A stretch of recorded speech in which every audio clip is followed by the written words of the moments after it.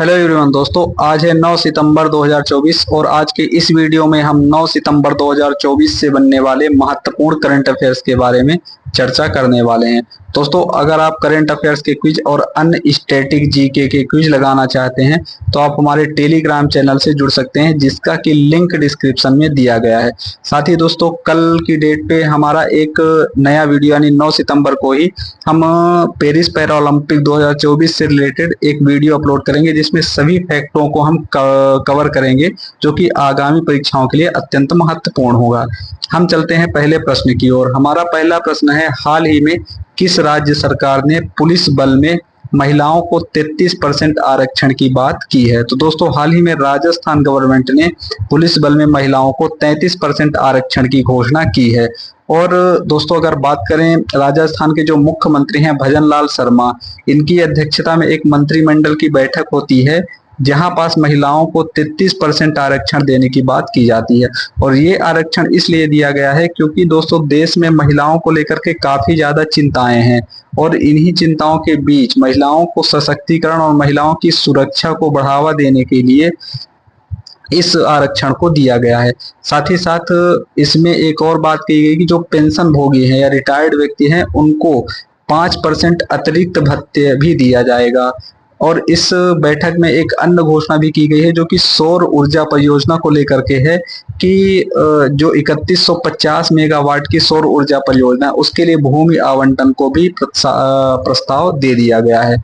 दूसरी बात, अगर दोस्तों राजस्थान के बारे में बात करें तो यहाँ के राज्यपाल जो हैं वो हरिभाऊ किशन राव बागड़े हैं, मुख्यमंत्री यहाँ के भजन लाल शर्मा हैं, डिप्टी सीएम सुश्रिया दिया कुमारी हैं और प्रेमचंद्र बैरवा हैं। वहीं अगर राज्यसभा की बात करें तो 10 सीटें और लोकसभा में 25 सीटें हैं। दोस्तों, हमारा अगला प्रश्न है, विश्व कुश्ती चैंपियनशिप में किस भारतीय महिला रेसलर ने स्वर्ण पदक जीता है?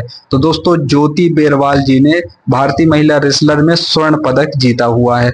अगर हम बात करें दोस्तों ज्योति बेरवाल के बारे में तो इन्होंने 76 किलोग्राम फ्री स्टाइल वर्ग में स्वर्ण पदक को जीता है और यूक्रेन की मारिया ओरलेचिव को हरा करके यह पदक उन्होंने जीता है। अगर हम बात करें दोस्तों अंडर 20 वर्ल्ड चैंपियनशिप के बारे में, अंडर 20 वर्ल्ड चैंपियनशिप के बारे में, तो इसका आयोजन स्पेन के पोर्ट वेंद्रा में किया गया है। हमारा अगला प्रश्न है दोस्तों, पंचायती राज मंत्रालय ने सामाजिक परिवर्तन के लिए प्रणालियों को मजबूत करने के उद्देश्य से किसके साथ समझौता किया है? तो दोस्तों, यूनिसेफ इंडिया के साथ पंचायती राज मंत्रालय ने सामाजिक परिवर्तन के लिए प्रणालियों को मजबूत करने के लिए एक समझौता किया है। अगर हम बात करें यूनिसेफ के बारे में तो यह देश भर में बाल अधिकारों को प्रोत्साहित करता है और संरक्षित करने का कार्य करता है। और इसी उद्देश्य को पूरा करने के लिए जो पंचायती राज मंत्रालय है उसने यूनिसेफ इंडिया के साथ सामाजिक परिवर्तन और इन्हीं उद्देश्यों के लिए एक समझौते पे हस्ताक्षर किया है। हमारा अगला प्रश्न है, हाल ही में कितने नए हवाई अड्डों के लिए डिजी यात्रा सुविधा को शुरू किया गया? तो हाल ही में 9 हवाई अड्डों के लिए डिजी यात्रा सुविधा का शुभारंभ किया गया है। दोस्तों, अगर बात करें हम तो हाल ही में हमारे जो केंद्रीय नागरिक उड्डयन मंत्री हैं राम मोहन नायडू ने इन्होंने 9 हवाई यात्रियों के लिए डिजी यात्रा सुविधा का शुभारंभ किया है। और इसी के साथ अब जो डिजी हवाई अड्डों की संख्या हो गई है वह 24 हो गई, यानी जहां पास डिजी हवाई यात्रा की सुविधा उपलब्ध है। अगर हम बात करें डिजी हवाई यात्रा के बारे में तो यह यात्रियों के संपर्क रहित और निर्बाध आवागमन की सुविधा प्रदान करने के उद्देश्य से शुरू किया गया है, जिसकी शुरुआत 1 दिसंबर 2022 को की गई थी। और इसके लिए डिजी यात्रा फाउंडेशन नोडल एजेंसी के रूप में कार्य करता है। और यह डिजी यात्रा पहल FRT यानी फेशियल रिकॉग्निशन टेक्नोलॉजी पे कार्य करता है। हमारा अगला प्रश्न है दोस्तों, निम्नलिखित खिलाड़ियों में से किस खिलाड़ी ने पेरिस पैरा ओलंपिक में पुरुष हाई जंप में स्वर्ण पदक जीता है? तो हाल ही में प्रवीण कुमार ने पेरिस पैरा ओलंपिक में पुरुष हाई जंप में स्वर्ण पदक को जीता है।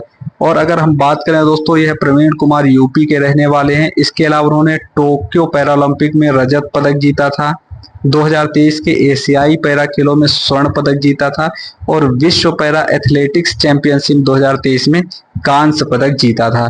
इसके अलावा एक नंबर जो हमारा पेरिस पैरा ओलंपिक 2024 है इसमें एक नंबर में जो हमारी टीम है वह चाइना है, जिसने 219 पदक को जीते हैं। वहीं अगर भारत की बात करें तो यह 18वें नंबर पर आता है, जिसने 7 गोल्ड मेडल को जीते हुए हैं और टोटल जीतने वाले पदकों की संख्या 29 है। हमारा अगला प्रश्न है, हाल ही में मध्यम दूरी की बैलिस्टिक मिसाइल अग्नि 4 का सफल परीक्षण कहां से किया जा रहा है? तो दोस्तों यह उड़ीसा से किया जा रहा है। और उड़ीसा में भी हम स्पेसिफाइड लोकेशन की बात करें तो चांदीपुर में एकीकृत परीक्षण रेंज से मध्यम दूरी की बैलिस्टिक मिसाइल अग्नि 4 का सफल परीक्षण किया जा रहा है। और इसका विकास रक्षा अनुसंधान एवं विकास संस्थान यानी DRDO और भारत डायनेमिक्स लिमिटेड ने मिलकर के किया है। अगर हम अग्नि मिसाइलों की बात करें तो इसका विकास APJ अब्दुल कलाम के द्वारा किया गया था। और इसके जो प्रोग्राम है या कार्यक्रम के किस प्रोग्राम के अंतर्गत किया गया है, तो एकीकृत निर्देशित मिसाइल विकास कार्यक्रम यानी IGMDP के अंतर्गत किया गया है, जिसकी की स्थापना 1983 में की गई है। IGMDP यानी एकीकृत निर्देशित मिसाइल विकास कार्यक्रम के अंतर्गत 5 मिसाइलों का विकास किया गया है, जिसमें पहली पृथ्वी है, दूसरी अग्नि है, तीसरी त्रिशूल है, चौथी नाग है और 5वीं आकाश है। इनके अंतर्गत भी बहुत सारी मिसाइलें आती हैं। दोस्तों हमारा अगला प्रश्न है, हाल ही में किस देश ने देश के भूख से पीड़ित लोगों को भोजन या मांस उपलब्ध कराने के लिए जानवरों को मारने का आदेश दिया है? तो यह आदेश नामीबिया गवर्नमेंट ने दिया है। दोस्तों नामीबिया के गवर्नमेंट ने आदेश दिया है कि जो भी वहां के पार्क हैं या राष्ट्रीय उद्यान हैं, उनसे हाथी और दरियाई घोड़ों सहित 700 से अधिक जंगली जानवरों को मारने की स्वीकृति दी है, ताकि वहां से जो भूख से पीड़ित लोग हैं उनको मांस उपलब्ध हो सके। अगर हम बात करें नामीबिया में, तो यह दक्षिण अफ्रीका का एक देश है। जैसा कि आप मैप में देख पा रहे हो कि ये आपका एरिया जो है ये नामीबिया का है। इसकी राजधानी विंडहोक है, मुद्रा नामीबियाई डॉलर है और मकर रेखा इस नामीबिया देश से होकर के गुजरती है। साथ ही साथ कालाहारी और नामीब यहाँ के प्रमुख मरुस्थल हैं। हमारा अगला प्रश्न है दोस्तों, हाल ही में पहला संयुक्त कमांडर सम्मेलन कहाँ शुरू किया गया है? तो यूपी के लखनऊ में पहला संयुक्त कमांडर शुरू किया गया है। दोस्तों तीनों सशस्त्र बलों ने एकीकरण और एकीकृत थिएटर कमांड पर चर्चा के लिए 2 दिवसीय पहला संयुक्त कमांडर सम्मेलन 4 और 5 सितंबर को लखनऊ में आयोजित किया गया है। इस उपलक्ष्य पे रक्षा मंत्री ने ई-संग्रहालय और ई-ग्रंथालय नामक एक वेब एप्लीकेशन भी लॉन्च किया है। साथ ही साथ सशस्त्र बल और एक समीक्षा नामक एक पुस्तक को भी लॉन्च किया है।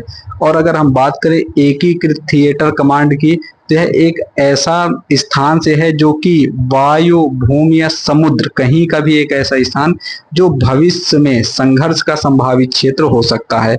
अगर हम बात करें थल सेना के अध्यक्ष के बारे में, तो उपेंद्र द्विवेदी हैं। वायुसेना के अध्यक्ष विवेक राम चौधरी हैं और नौसेना के दिनेश कुमार त्रिपाठी जी हैं। हमारा अगला प्रश्न है, असम सरकार के द्वारा किस दिन को सूतिया दिवस के रूप में मनाया जाएगा? तो दोस्तों 20 अगस्त को यह घोषणा की गई है असम गवर्नमेंट के द्वारा, यह सूतिया दिवस के रूप में मनाया जाएगा।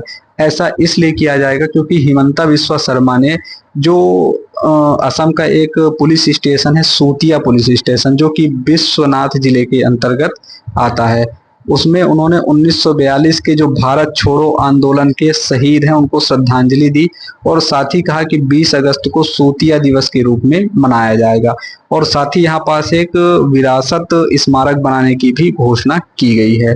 हमारा अगला प्रश्न है दोस्तों, हाल ही में पहला अंतर्राष्ट्रीय सौर महोत्सव कहाँ आयोजित किया गया है? तो यह नई दिल्ली में आयोजित किया गया है। दोस्तों हाल ही में 5 और 6 सितंबर को अंतर्राष्ट्रीय सौर महोत्सव के रूप में आयोजन किया गया है, जिसका कि शुभारंभ वीडियो कॉन्फ्रेंसिंग के माध्यम से प्रधानमंत्री नरेंद्र मोदी जी ने किया है। इसके अलावा यह भी कहा गया है कि 2030 तक भारत 500 गीगावाट गैर जीवाश्म क्षमता हासिल कर लेगा। यह सब कुछ अंतर्राष्ट्रीय सौर गठबंधन के तहत हो रहा है। तो इसकी स्थापना 2015 में हुई थी, जिसमें कि वर्तमान में 100 सदस्य देश हैं और इसका मुख्यालय जो है वह हरियाणा गुरुग्राम में है। दोस्तों आज के लिए इतना ही, मिलेंगे नेक्स्ट वीडियो में, तब तक के लिए जय हिंद। और अगर आप चैनल पे नए हो तो इस चैनल को सब्सक्राइब जरूर कर लें।